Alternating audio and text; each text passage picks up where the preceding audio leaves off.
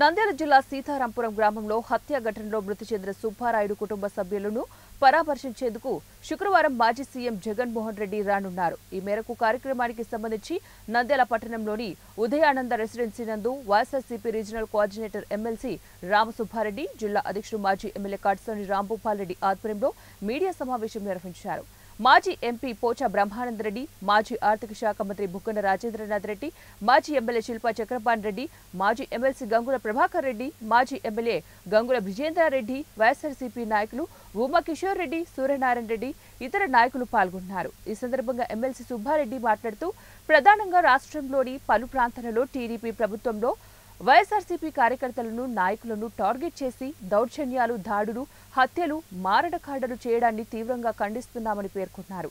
ఇది ప్రజాస్వామ్య వ్యవస్థలో సరైన విధానం కాదన్నారు. తెలిసినటువంటి వ్యక్తి చంద్రబాబు నాయుడు గారు. ఎందుకంటే ఇన్నేళ్ళ అనుభవం ఉంది. సాధ్యం కాదు. ఈ ఆర్థికంగా ఇది అమలు చేయాలంటే ఈ రాష్ట్ర బడ్జెటే కాదు, ఇంకా కేంద్ర బడ్జెట్ ఇచ్చినా కూడా సరిపోయే పరిస్థితులలో ప్రజలను మభ్యపెట్టేలా సరే అధికారం కావాలని అధికారం ఇచ్చినారు. ఈరోజు చూస్తే ఈ రాష్ట్ర పరిస్థితి చూస్తే భయమేస్తుందని చెప్పి తప్పుడు ప్రచారాలు చేసి లక్షల కోట్లు ఏదో అప్పులు చేసినారని చెప్పి జగన్మోహన్ రెడ్డి గారు 14 లక్షల కోట్లు. కానీ అక్కడ చూస్తే అలాంటి అంత అప్పులే లేవు. చాలా పద్ధతిగా రాష్ట్రంలో మన ప్రభుత్వ పరిపాలన జగన్మోహన్ రెడ్డి గారు చేసి పేదవాడికి ఇచ్చేటువంటి సంక్షేమ పథకాలు ఇచ్చిన మాట ప్రకారం అమలు చేసినటువంటి నాయకుడు జగన్మోహన్ రెడ్డి గారు. ఈరోజు చంద్రబాబు నాయుడు గారు చూస్తే ఈ పథకాలు అమలు చేయలేమని చెప్పి ప్రజలను మోసం చేసి అధికారంలోకి వచ్చేదానికి చెప్పిన వాగ్దానాలు తప్ప ఇది అమలు చేసేది కాదని అతనికి తెలుసు. వాళ్ళ ప్రజలను మళ్ళా ఈ ఇవ్వలేమని చెప్పేదానికి ఈ రాష్ట్ర పరిస్థితి చూస్తే భయం వేస్తుందని చెప్తా ఉన్నారు. అంటే ఇచ్చిన వాగ్దానాలు కూడా అమలు చేయలేమని చెప్పి చేతులు ఎత్తేసే పరిస్థితి.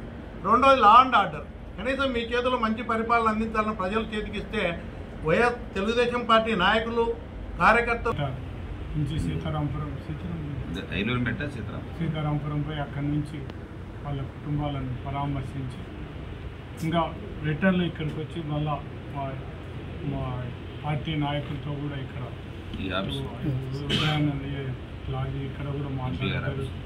ఎంపీ గారి ఆఫీస్లో కూడా మాట్లాడడం జరుగుతుంది.